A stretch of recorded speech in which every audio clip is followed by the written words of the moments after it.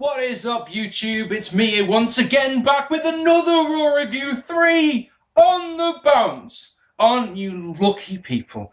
So, tonight, it's Raw XX, is it? I mean, remember 10 years ago episode I did a couple of weeks ago? It was Raw X, was it not? For Raw 10. Is this one Raw XX? No, it's not. Their obsession with Roman numerals was just given up. Probably because they appeal to the children these days, and children wouldn't have a clue what you're on about if you said, tonight it's Raw XX. I'm trying to be funny and failing miserably. Hello, ladies and gentlemen. Shall we go through this one? Now, first things first, privately, I've said to friends, right, before this show started, now what can they do on this show that they didn't do on the 1000th episode in the summer? That was only 25 weeks ago, was it not? So I'm not expecting much from this show. But I got, oh no, we're gonna have surprises. We're gonna have superstars galore, like Austin and Shawn Michaels and Undertaker and Triple H and everyone anyone who has been a part of Raw in the last 20 years will be on the show tonight. And I'm sat there thinking, if you say so, guys, if you say so, I hope so. Shall we find out? So Vince McMahon comes out. We see a video package showing all the things that we saw on the 1000th Raw, but you know, see what I mean. Vince McMahon comes out, says that 4 billion people have watched Monday Night Raw, which is nice. He says that it's Cena versus Dolph Ziggler in a cage match, nice, which is also nice. Then that brings out the Big Slow, who whines and bitches about losing the World Heavyweight Championship on SmackDown on Friday. This brings out Del Rio. He comes out in his fancy new I'm a Babyface tights. Says if you want a rematch, we'll do it tonight. Let's do it tonight. It's a historic show. We'll do it tonight. And the show's like, no, of course not. I want to do it at the Royal Rumble. Blah. Ricardo's out with him. He's got a bucket of something. Goes to launch it at a show. And show says, if you launch water at me, or if you throw water at me, I will break your spine in two. Do you understand? And Ricardo sort of does this sort of naughty looking look like towards the camera and goes, and what's in the bucket? It's not water, it's not goo, it's not semen, it's not poo. That even rhymes. Aren't I brilliant? It's confetti! Way! Throws confetti all over him. That, of course, triggers a brawl. And Big Show gets the best of it. Tries to go for power bomb. Del Rio Hurricane Run is out of it, and that's the segment. And they serve its purpose, got us interested. Set up the rematch at Royal Rumble, got us a bit of intrigue. Showed us definitely that Del Rio is the babyface. It was all good. So then, we got a match. Our first match tonight. My God, what a surprise this one delivered. As Wade Barrett defeated Randy Orton. And not only defeated him, oh no. He defeated him clean as the proverbial whistle in the middle of the ring. 11 minutes in with the bullhammer. My goodness me. I personally think this is all to do with the inevitable, and it is, the heel turn that's coming very shortly, isn't it? There is a heel turn coming for Orton. He's said on interviews that he's bored of being babyface. His character is so stale these days that a heel turn needs to come. I just need to point out one thing before we do. And everyone watching this vid, I'm sure, is thinking, oh God, I can't wait for this heel turn to come. Because, if you are, agree, nod your head, there we go, all of you, our whole audience is nodding their head. We all want him to turn heel. Just bear this in mind, people. If Randy Orton turns heel, we're going to get his matches full of those chin locks again. Just think about that. I think I'd rather him stay face, personally. Anyway, so I've got to point out that I'm watching this on an American stream. And oh dear God, I know I said that the adverts are infuriating. I know I say this every week. Last night, there was a new advert on. I assume this has been started broadcasting in this past week or so. And it's for Domino's Pizza. You've got a woman who's never ordered anything but pizza from Domino's. And this is meant to be a crime or something by the sounds of it in America. And so the dude says, if you eat this, I'll do something that scares me. So what she's trying to say is she's scared to try something else. She loves Domino's Pizza, but her brain can't go, they make nice pizza, so they make everything else they make might be nice. She goes, oh no, I'm not doing that, I'm terrified. Anyway, the thing is, he goes on a ride at a theme park or something and is terrified, and that's meant to make me buy pizza. I've never had a Domino's. I don't think. If I want pizza, I go to Pizza Hut. But, I don't eat pizza, so if I can help it, so Then we get a segment in the back, a very, very good one. Daniel Bryan and Kane with Dr. Shelby. Now, what you need to know is that I didn't watch Raw last year, so this is probably the first Dr. Shelby segment that I've seen all the way through. I've seen clips and highlights sort of thing. This is the first one I've seen all the way through. They have to say what they like about each other, and this was really, really, really funny stuff. You know, Bryan says he likes it when that's the way that Kane can make fire come out of his hands when he puts his arm down. Kane says that Bryan's got a good beard and has no problem admitting he wears women's clothing. It's very, very amusing. And they've made this pact before, and they just said, listen, let's just go through it, and then we never have to do this again. So they've got to go, when, you know, Bryan, when Kane says, like there's no problem admitting he wears women's clothing, Bryan's like, and Kane's like, anyway, the point is that the Rose Scholars interrupt them, and Sandow starts running down Dr. Shelby and his methods, and that it compares him to Dr. Phil, whoever that is. American TV, you know, worldwide TV show, has no benefit, no relevance, doesn't mean anything to me at all. Anyway, the point is that whoever this Dr. Phil is obviously, I don't know, he must be shit or something, because Dr. Shelby just goes fucking tech and orders Kane and Bryan to attack them. So they beat them down, and then in a very, very funny thing, the three of them stand in line and start going, yes, yes, yes. Very, very entertaining. I enjoyed that. Next up, who's the first man in the Hall of Fame? Well, I think the whole world and his proverbial wife know that it's going to be Mick Foley. Mick Foley, in an unprecedented thing, I don't recall seeing this one before. Normally they show a video package of the person, but this time Mick Foley gets to have some interview time. Well, he would, but he's interrupted by the Shield. They are about to beat him down, but oh, here comes Ryback. And of course it's 3-on-1, so he gets beat. So Sheamus and Randy Orton make the save and give us a match for next week, don't we? So after a commercial break with more Domino's Pizza adverts, Josh Matthews interviews Ryback, and he cuts a promo that's alright, but finishes off with the Feed Me Shield. Feed Me Shield. Feed me shield. Feed me shield. Lovely. We get a video package. Oh, I can't believe they did this. We get a video package of all the stupid gimmicks that we've had on Raw. And the thing is that I'd say a good 90% of them are ones that we saw on Raw X, did we not? And they mocked them there and they mock them here. And you just think to yourself, so why give them to people if they're there to be mocked? Wrestling is there to make money. A stupid gimmick means that a character will never draw a cent. So what's the point? Then. Oh yes, earlier on in the show, Eve had been told by Booker T that her match, if she got disqualified in a match with Caitlyn, or if she got counted out in a match with Caitlyn, she would lose the championship. So yeah, pretty foregone conclusion. But the whole internet, the whole of the internet had exploded yesterday that Eve Torres is leaving Raw after tonight. So it was one of those pretty foregone conclusions. And of course, if you watched my show last week, you'll notice I said this. Then we get another match immediately as Caitlyn defeats Eve by count out. It's obvious they're going to do a title change at the Royal Rumble, so they're doing the bait and switch all the time here.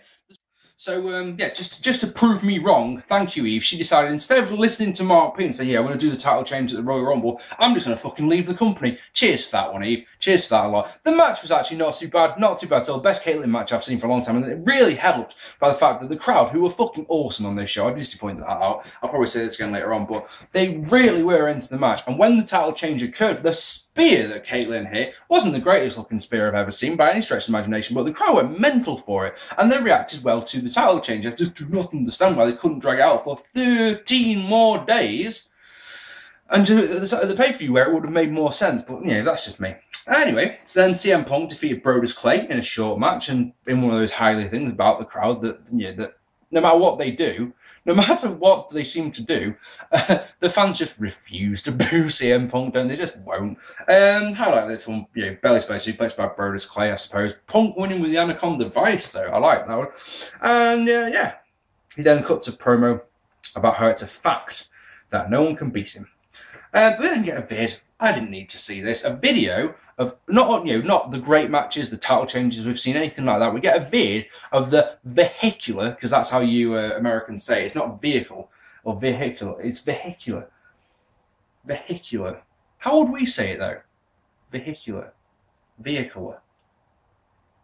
Ultimate. No, that's American as well. Car accidents.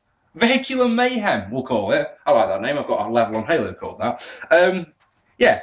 Clips of car crashes and Austin filling the cars with cement. Some of these were hit and miss. I'd say all the ones that involved Austin, like the Zamboni and the cement truck and all that jazz, are entertaining. There's something about seeing Kane running off with Lita, who is on a stretcher in an ambulance. That's not right. Lots of car crashes. I noticed they didn't show the one of Hogan running down Rock in the ambulance, so that's a good thing, I suppose.